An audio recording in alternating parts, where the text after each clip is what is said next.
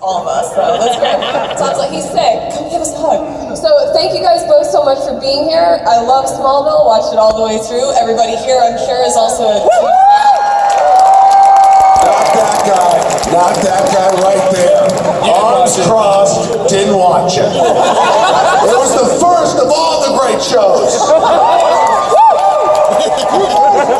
It's true, like I said, paved the way for things like Krypton that are coming to us now. So that show was really about the foundations of Superman, and Tom, you played the young Clark Kent. Tell us a little bit about what it was like coming into that character. Well, I was very fortunate to be surrounded by a great cast of actors. They should be here any minute. The great thing about playing the character is Clark had no idea what he was doing or what he was supposed to do or how to do it. And neither did I. And so, being sincere for a split second, between Michael and the rest of the cast, they helped me out a lot. And I think I grew along with Clark as he grew and sort of figured out who he was and sort of what his role was as well. Was there a most challenging part of becoming Superman, like learning how to portray the powers or the relationships? What did you find challenging? I think the challenging part was that line of not letting the show get to be a show like Superman, because the original idea was it was about Clark and about Lex and about these people growing up. And I think there was a lot of pressure, especially going to like season 5, to sort of jump into that zone. And it was like, guys, this isn't what we're doing, so we really try to keep it grounded. All right, and we talk about Lex Luthor. He is obviously pivotal to the young Clark's experience. Michael, what was it like coming into that role before it was Lex, the scary? First of all, I don't like the time that it goes down. It tells us how long we have. That's the time until Tom has to defuse the bomb that you have set backstage. Oh wait, that's the characters. Oh yeah, that's good. So what was it like playing a young Lex pretty much, and how... Good question. I mean, for me, I think for both of us, I mean, he was sort of naive, and he was this young guy who hadn't really done anything. And for me, I didn't read comic books as a kid. I was a horror movie fanatic, so I read Fangoria. Any Fangoria fans out there? So when I auditioned and I got this role, my friends laughed at me. They thought, you can't play Lex Luthor, you're a goofball. Right? You thought that too. But, and I thought, oh my God, Gene Hackman, I can't be as good as Gene Hackman. He's the best Lex Luthor ever. So ultimately, I just said, just play it real. Just learn the lines, hit your mark, be sincere, be vulnerable. And like Tom was saying, it's the story before the story. So it's, you can really be who you want to be, and you're just supposed to grow. And the hard thing is that we had 7 years to grow. So it was like we had those little moments of like, for Lex, for darkness and things like that. But it's a long time to evolve. Well, I always appreciated in your portrayal of Lex that there was a little bit of humor to what he did. So if you weren't a goofball, perhaps we wouldn't have gotten the Lex we had. Yeah, I remember early on, he's a very good actor, and he's able to sort of goof around a lot. And then they're like, sound speeding, roll the cameras, and he goes right into it. And then cut, and he jumps back out of it. And I can't do that. and I tried, and it didn't work. He's really got some focus to be able to jump in and out of it. And he's not like Lex. I mean, he's very different. And I would sit there and we would do dueling Keanu Reeves. Please do. I'd be like, Clark, how did you get in here again? Whoa, Lex, you never knock. Did you notice that about Smallville? Nobody ever knocked. Ever. You think my cameras would have picked it out? How did you get into my loft again? All we did was laugh. Tom was just staying backstage. He goes, man, the best thing was if I ever was in a bad mood and I was just pissed off and I had a bad day or something, and all of a sudden, for some reason, you were in a bad mood, it just made me so much happier. well, thank you, I think. It's like you can't have two people on set equally upset at the same time. So it was always nice when Michael would show up and be, what are we doing? Let's go, I gotta catch a flight. And I'd be like, I just feel better all of a sudden. He feels horrible. I think that's a mark of true friendship. Oh, you're feeling bad? Yeah. You're right. So we know that over the 10 seasons of Smallville, the writers were kind of avoiding making it full Superman. So what was it like going through becoming Superman, but not quite having the whole uniform, but kind of referencing it? Was that fun for you, Tom? What was it like? Well, I kind of liked it early on when Clark was just in t-shirts and those jackets, like a blue t-shirt and a red jacket, or vice versa. Me too. Because it was just so easy. And then they started getting into all these other the costumes and versions. I mean, the red-blue blur of it all, that was something I didn't really, I had to kind of choose to not pay attention so much about, because it was like, really?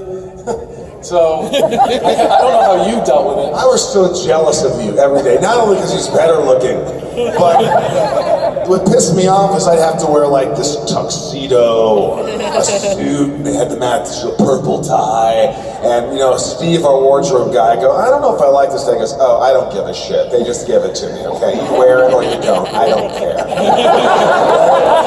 And you loved being bald.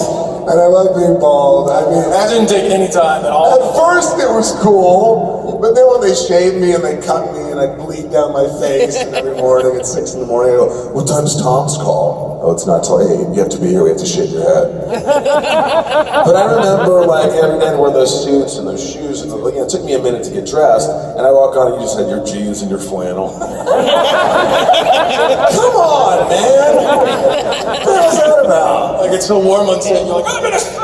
I'm bald! I can't sweat! It's true! I can't. I think the flannel was integral to the early character, though. You know, you had a real excuse for wearing flannel. So, but I really enjoyed that one episode where you see that flash forward where Clark goes into the future, and you just see that little whoosh of him flying by, and it's like what we could be. And then there was also that one episode where you see Lex with the field of bones and everything's dying, and that was very scary. What was that all about? I don't know. I remember filming it. There was a lot of CGI, and they were like, all they had was like, if you can imagine. Remember, you guys remember that scene? Yeah. So they just like had some fake flowers, but I didn't see, you know. And they're like, all right, Michael, with your glove. Why am I wearing the glove? It's Lex Luthor. You're supposed to have a glove on. We forgot which hand it was supposed to be in, and I'm just like, all right, Michael, grab the flower and just smell it. Just smell it. But can you be a little more evil? Happy evil? When you smell it? Like you're smelling it and you... Shut up, Marshall! Yeah, I'm yelling to the director, shut up! I feel like an idiot, and I love her. And I'm just... Too evil, too evil! I mean, it was just ridiculous. You feel stupid, but then at the end, and we were talking about that, because this show could have been so stupid. But the production value and the character development and just everything has to come together for a perfect storm. We're very lucky because there's a lot of shows that if one thing's off, if the lead actor's off, or if the other characters or no one cares, it just doesn't work. And you guys know that. And so we were very, very lucky. People were like, well, can you top Smallville? What's next in your career? I'm like, no, that was like the biggest thing ever. It was 7 years, it was like 10 years for you. I left early. But it was the biggest show on TV for a lot of years, and that we were very fortunate. To be on a hit show like that is just the one in a million, so. It was an amazing show, and I wish we had more time, but